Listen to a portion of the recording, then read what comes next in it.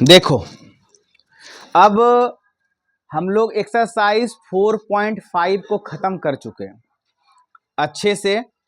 अब आपका वो विजुअल चलना चाहिए दिमाग में पूरा। जब तक चलेगा नहीं तब तक आप नए एक्सरसाइज को कनेक्ट नहीं कर पाओगे स्वयं से। कहने का मतलब समझे? विजुअल का मतलब हो गया कि आप जो पढ़े वो आपके नजरों के सामने चलना चाहिए। जैसे किसी चलचित्र को हम देख लेते हैं, चलचित्र मतलब फिल्म को ना, मूवी को देख लेते हैं, सारा कहानी हमारे दिमाग में चलता रहता है, विजुअलाइज होते रहता है कि ये है वो है वो है। ठीक है, थोड़ा सा रोकिएगा तो वीडियो को। हाँ, तो कहाँ तक बात हम छेड़ चुके थे? 4.5 खत्म हो चुका है। और हाँ, आपके दिमाग में सारी बातों का चल चित्रण चलना चाहिए, तब जा करके आपको पता चलेगा आप सीखे क्या, भूले क्या, नहीं जाने क्या। ठीक है, तो सबसे पहले पिछला क्या पढ़े वो जानना जरूरी है। क्या पढ़े? हम पढ़े आव्यूह का सखंडज। क्या पढ़े? आव्यूह का सखंडज। और आव्यूह के सखंडज के द्वारा यानी उसी के मदद के द्वारा हमने उस आव्यूह का क्या सीखा निकालने? प्रतिलोम यानी इनवर्स फाइंड करना सीखा। ये दो बातें ही हमने उस पर सीखी, तो बाकी चीजें तो थ्योरम है, प्रॉपर्टी है, उसी चीज को सिद्ध करने के लिए उसको दिया जाता है, बनाया जाता है। तो लेकिन मुख्य रूप से क्या सीखे उसमें? सखंडज यानी एडज्वाइंट और इनवर्स। ठीक है, अब यहां क्या हम सीखने वाले हैं उसको मैं थोड़ा सा लिखता हूं बोर्ड पर, लिखूंगा तो थोड़ा आप ज्यादा और फील करेंगे। देखना, आज हम सीखने वाले हैं एक्सरसाइज 4.6 में हम सीखने वाले हैं, देखो क्या,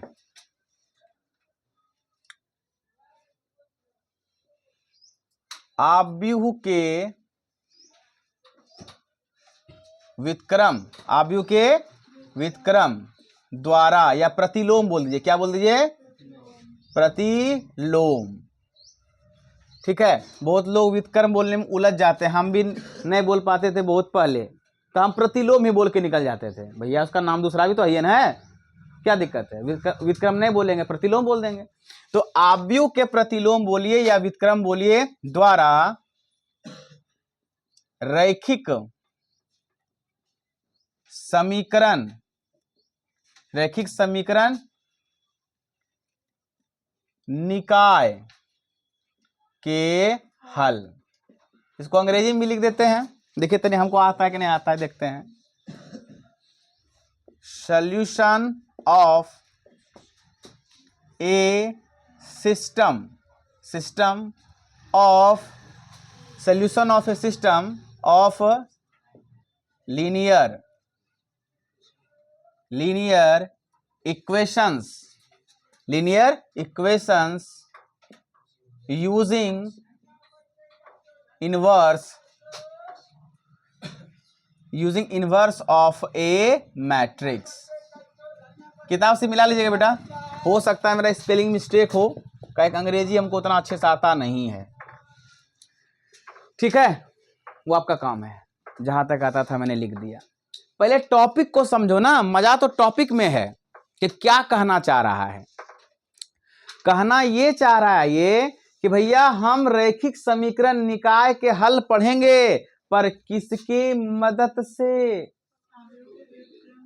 आव्यूह के व्युत्क्रम के द्वारा यानी उसके प्रतिलोम के द्वारा। तो हमने प्रतिलोम निकालना तो सीखा ही सीखा है, सीखा है ना भाई। इसके पहले चर्चा वही हुआ, हम फिर आव्यूह में पढ़े वही पढ़े, सारणिक में पढ़ रहे हैं वही पढ़ रहे हैं ना। तो अब क्या सीखेंगे कि कोई आपको रैखिक समीकरण निकाय दिया रहेगा, उसका हल प्राप्त करना है, पर किस विधि से? आव्यूह के व्युत्क्रम के मदद से। अब कहोगे सर ये क्या ड्रामा आप नया पाल दिए हो? हम नहीं बेटा कुछ कर रहे हैं, हम पापी आदमी हैं, आप लोग को इतना भारी भारी चीज पढ़ा करके टेंशन देंगे हम ना। लेकिन ये बहुत हल्का है बेटा, बहुत ज्यादा आसान है। आपको लग रहा है अभी कोई टॉपिक थोड़ा अजीबोगरीब लगता है देख सुनने में, बहुत आसान है, सिर्फ ध्यान सुनिएगा। उधर से एक्सक्यूज लेना नहीं, हमसे सिर्फ लीजिए, जब नहीं समझ आएगा तब हमसे संपर्क करिए। चलो थोड़ा सा आपको पिछले चीजों में कनेक्ट करते हैं, तब ज्यादा तुम और सुचारू रूप से समझ पाओगे। अब कनेक्ट करने का मतलब क्या है? जो हम पीछे पढ़े, याद है आप लोगों को क्लास 10th? याद है? याद है क्लास 10th कैसा था आप लोग का क्लास 10th? खोगे सर उसमें खूब मस्ती किए, जहाँ जहाँ सेंटर पड़ा सर बीड़ी पान गुटखा खूब खाए सर हैं? अच्छा उसको छोड़ के सब कुछ किए थे। लीजिए, हे देवता, चलिए कोई बात नहीं। तो क्लास 10th का ये तो याद कर लिए, पढ़ाई भी थोड़ा याद कर लेते हैं। ठीक है, पढ़ाई में हम लोगों ने वहां पर सीखा था, एक चैप्टर था हमारा दो चर वाले रैखिक समीकरणों के युग्म, याद है? दो चर वाले रैखिक समीकरणों के युग्म, अंग्रेजी में क्या कहोगे तुम इसको? हम बोल रहे समझ आ रहा है हम क्या बोल रहे हैं? दो चर वाला रैखिक समीकरण का युग्म, pair of a linear equations in two variables. ठीक है? क्या हंस दिया? अंग्रेजी आता है भाई? इतना भी मतलब गरीब नहीं है कि अंग्रेजी नहीं आता है। ठीक है, बात समझ में आया? तो ये चीजें हम लोग पढ़े थे, अब थोड़ा कनेक्ट करने का प्रयास करते हैं इसलिए कि तब आप ये ज्यादा समझ पाओगे। वहां पर दो चर वाला समीकरण निकाय होता था, दो समीकरण होता था। दो समीकरण निकाय इसलिए बोल रहे हैं कि उसमें दो समीकरण हुआ करते थे जिसमें दो चर हुआ करते थे। कितने चर? दो वेरिएबल्स होते थे वहां पर, एक्स और वाई, जिसका वैल्यू हम तीन विधि से फाइंड करना, मुख्यतः तीन ही होता है। किताब में अन्य बुक में 5 विधि लिख दिया, लेकिन वो 5 विधि सटीक नहीं है। सटीक कितना है? 3 ही विधि है। हम लोग सीखे थे हल ज्ञात करना। क्या ज्ञात करना? सॉल्यूशन फाइंड करना। कितने मेथड से बेटा? 3 मेथड से। पहला आपका था प्रतिस्थापन, दूसरा था मेरे लाल विलोपन, तीसरा था आपका ब्रज गुणज विधि। ये 3 विधि से हम क्या करते थे? हल ज्ञात करते थे। किसका? वेरिएबल्स का। जो भी उसमें वेरिएबल्स होते थे, चाहे एक्स रूप में हो, चाहे वाई रूप में हो, चाहे यू के रूप में हो, चाहे भी के रूप में हो, चाहे जिस भी रूप में आपका वेरिएबल्स होता था, हम उसको फाइंड किया करते थे क्लास 10th में। कहां पर? क्लास 10th में, याद है? और हल ज्ञात करते थे, सॉल्यूशन फाइंड करते थे। ओके, अब क्यों कनेक्ट कर रहा हूं, सिर्फ समझते जाना, सुनते जाना अच्छे से। तो आखिरकार हल हम कहते किसे थे? मुझे उम्मीद है सब बच्चे जानते होंगे कि सॉल्यूशन आखिर आप किसे कहते थे?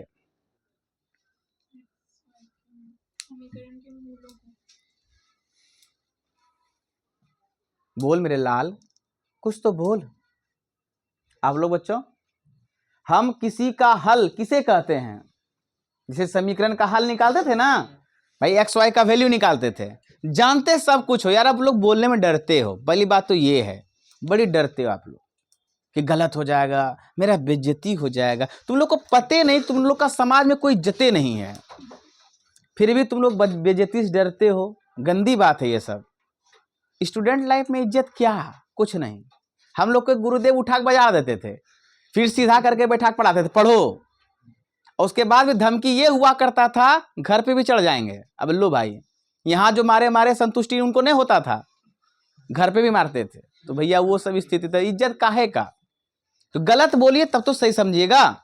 तो देखो, सॉल्यूशन यानी किसी भी समीकरण का हल, ये जो हल होता है ना बेटा, हल उसे हम कहते थे कि आप जो वैल्यू निकाले एक्स का वाई का, यानी जो वेरिएबल था उसमें, उस वेरिएबल का जो आपने वैल्यू निकाला, वो वैल्यू उस इक्वेशन को क्या करना चाहिए? संतुष्ट करना चाहिए, सेटिस्फाइड होना चाहिए। तो कहते थे उस समीकरण का वो हल है। और कभी कभी थोड़ा और जब बुतरू हुआ करते थे, मतलब और नहीं, उसी क्लास में बुतरू हुआ करते थे, वहां हम लोग ना सॉल्यूशन का कंडीशन वेरीफाई करते थे। कहोगे सर सॉल्यूशन का कंडीशन वेरीफाई क्या होता था? मींस है? कहोगे sir what is the means of गड़वा सांप? हम बताते हैं ना क्या होता था। वहां वेरीफाई इस प्रकार करते थे कि अगर इक्वेशन का कंडीशन a1 बाय a2 बराबर b1 बाय b2 बराबर c1 बाय c2 होता था, तो ऐसे इक्वेशन के अनेक हल होते थे। क्या होते थे? अनेक हल होते थे, और वो संगत होते थे। हाँ कि ना? Many solution. कब? जब ये कंडीशन आता था तब। पक्की बात, याद आ रहा है सब कुछ ना? अरे भाई बोल, चमड़ा वाला मुंह खोल, बोल जल्दी बोल, आ रहा है। दूसरा कहते थे A1 upon A2 is not equal to B1 upon B2, तो कहते थे सर अद्वितीय हल, अद्वितीय हल, क्या मैं ये सही लिखा हूं? अद्वितीय हल यानी यूनिक सॉल्यूशन, यूनिक मतलब केवल एक, वन सॉल्यूशन, वन भी बोल सकते हैं, यूनिक भी बोल सकते हैं, सॉल्यूशन। और ये भी क्या होता था बेटा? संगत। ओके, और तीसरा कंडीशन था A1 अपॉन A2 बराबर B1 upon B2 does not equal to C1 अपॉन C2। इसका लिखते थे नो सॉल्यूशन, क्या लिखते थे? नो सॉल्यूशन, यानी एक भी हल नहीं, और इसको बोलते थे असंगत। कहां से मैं आपको कनेक्ट कर रहा हूं, देख रहे हो? इसलिए कि पीछे वाली चीजें कितनी इंपॉर्टेंट है वो आपको समझ में आए। ऐसा नहीं मैं आपका बेइज्जती करना चाह रहा हूं, नहीं बेटा, ऐसा मैं कभी सोचता ही नहीं हूं। मैं तो हमेशा सोचता हूं कि पूर्ण बेइज्जती हो, समझे ना? तब तो एहसास होगा ना क्या क्या चीज आप नहीं पढ़े हो। ठीक है, कर्म कांड आपका यही सब है, तो उसको वह सुधारना मेरा काम है। तो ये चीज हम लोग पढ़े थे, इससे सॉल्यूशंस को पता करते थे कि कैसे सॉल्यूशन होंगे, उसका बिहेव सॉल्यूशन का किस प्रकार का होगा, ये सब हम जानते। ये बिहेव बताता था, बर्ताव, कि भैया हमारा सॉल्यूशन है पर कैसा, सॉल्यूशन नहीं तो क्यों। क्लियर है ना? चलिए, तो इतना बात हम लोग सीखे थे, और हम इतना चीजों से, इतने तरीके से सॉल्यूशन को फाइंड करते थे, यानी हल को निकालते थे। और हल हम उसे कहते हैं जो मान उस समीकरण को, उस इक्वेशन को क्या कर दे? संतुष्ट कर दे, सेटिस्फाई कर दे। That means is a solution. Okay, बढ़े आगे बेटा जीवन में। तो ये चीजें ना हम लोग विधियों से बनाए हैं, समीकरण को हल करके, हल कर करके, हल कर करके। कितनी विधि से? 3 विधि से। लेकिन अब जो हमको जो समीकरण मिलेगा, मिलेगा पक्का समीकरण ही मिलेगा, परंतु अब हमें जो बनाना है उसका विधि होगा क्या जानते हैं? आव्यूह का व्युत्क्रम। यानी मिलेगा आपको समीकरण, देखोगे कहोगे सर देखिए इक्वेशन मिल गया सर, हल कर लें, प्रतिस्थापन से कहेंगे मुंह तोड़ देंगे, मुंह तोड़ के भट्ठा बैगन बना देंगे। नहीं, वहां लिखा रहता है स्पष्ट, आव्यूह विधि द्वारा इस समीकरण को, सॉरी, इस समीकरण को हल करें। क्या लिखा रहता है? आव्यूह विधि द्वारा इस समीकरण को हल करें। मीन्स आप ये प्रतिस्थापन, विलोपन, ब्रजगुणज नहीं लगा सकते। अगर आप एकांत में अंधरियाम अगर किताब पलटा लिए होंगे, 4.6 पे आपको नजर पड़ गया होगा, तो आप कहेंगे देखिए सर कितना आसान क्वेश्चन दे दिया हल करने वाला, एक्स वाई का मान निकालने वाला। मन में यही विचार आया होगा, आया था ना? लेकिन नहीं, वो गलती आपकी थोड़ी है, प्रिंटर का गलती है कि आपको हल्का देखने के लिए दे दिया। तो ये हम किसी भी समीकरण निकाय का बेटा हल ही प्राप्त करेंगे, पर किस विधि से? आव्यूह के व्युत्क्रम के द्वारा। समझ में आया? तो ये हम लोग कैसे विधि का, यानी हल जो निकालते थे किस विधि से? छोटे क्लास में ये 3 विधि था, किसी विधि को चिपका देते थे, हम हल यानी सॉल्यूशन उसका निकाल लेते थे ना जी। लेकिन अब हमें हल ही निकालना है, करना वही चीज है, लेकिन किस विधि का प्रयोग करके? आव्यूह के व्युत्क्रम का प्रयोग करके। पक्की बात, दिमाग संतुलित हुआ कि हम सिखाना क्या चाह रहे हैं? हम सिखाना वही चाह रहे हैं, हल। क्या? हल, लेकिन विधि चेंज, विधि चेंज। क्या दीदी सिमरन समझ आ रहा बेटा मेरा बात? कहीं दिक्कत? चलिए, इस कुटिया में आपको अगर तकलीफ महसूस होगा तो जरूर बताइएगा, ठीक है? चलिए, पहली बात तो हम लिखते हैं इसका फॉर्मेट। भैया अगर आपका अधिक से, देखिए हम लोग क्लास 10th में जब थे ना बेटा, तो वहां पर अधिक से अधिक कितने चर होते थे? 2। यहां पर अधिक से अधिक कितने चर मिलेंगे? 3, एक्स वाई जेड, 4 गो चर आपको मिलने वाला। तो मैं अधिक से अधिक वाला ही निकाय समीकरण ले लेता हूं, अधिक से अधिक वाला। 3 गो मिलेगा, कितना मिलेगा? 3 गो, एक्स वाई जेड। चलें, चलो भैया अब एक काम करते हैं, समीकरण निकाल लेते हैं। a1x b1y प्लस c1z बराबर d1, यह है समीकरण first. a2x plus b2y plus c2z बराबर d2, ये समीकरण second. a3x plus B3Y plus C3Z बराबर D3, समीकरण 3। ठीक है बेटा, ये आपका समीकरण। देखो जब 3 गो चर होगा तो 3 समीकरण होगा, 2 गो चर होगा तो क्या गो समीकरण होगा, 2 गो होता है ना। इसमें चरों की संख्या कितनी है, 3, तो समीकरण भी कितने हैं, 3। पक्की बात, ये आपका समीकरण निकाय है ना।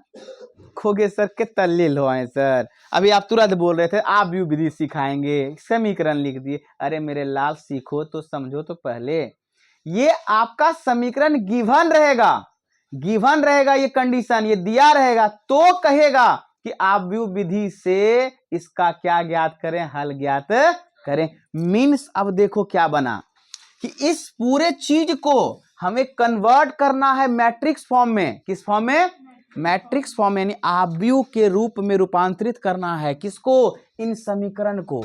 याद रखना, किसी भी प्रश्न का हम क्या बदल सकते हैं, मुंह और कान, मुंह और कान, वैल्यू नहीं।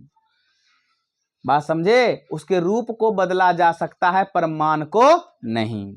ठीक है, अब इन चीजों को, इन समीकरण निकाय को हमें किसके रूप में रखना है, आव्यूह के रूप में। किस रूप में बेटा, आव्यूह के रूप में। कहोगे सर कैसे, कैसे, चलो बस मैं सुनाता हूं, आप सुनना सिर्फ। ठीक है, मैं एक ए आव्यूह ले लेता हूं और A1 B1 C1, A2 B2 C2, A3 B3 C3।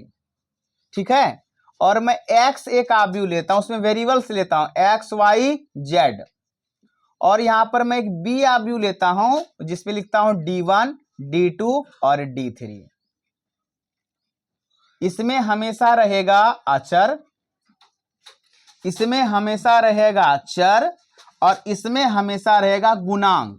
क्या रहेगा बेटा, गुणांक। किनके गुणांक, चरों के गुणांक, कोफिशिएंट। किसके कोफिशिएंट, वेरिएबल्स के, वेरिएबल्स जो होते हैं उनके कोफिशिएंट। Okay clear. कहोगे सर इतना बड़ा बड़ा बात क्यों बोलते हैं आप, चलो नहीं बोलेंगे, हटाओ, नहीं बोलेंगे, जाओ। अब इसके साथ कौन सा खेला खेलें, जैसे हमारे नीतीश बाबू खेला खेलते हैं, उससे हम इसके साथ कौन खेला खेलें जो हम यहीं पहुंच जाएं। तो आप कहोगे सर मैं बताऊं, मैं समझदार हो चुका हूं धीरे धीरे।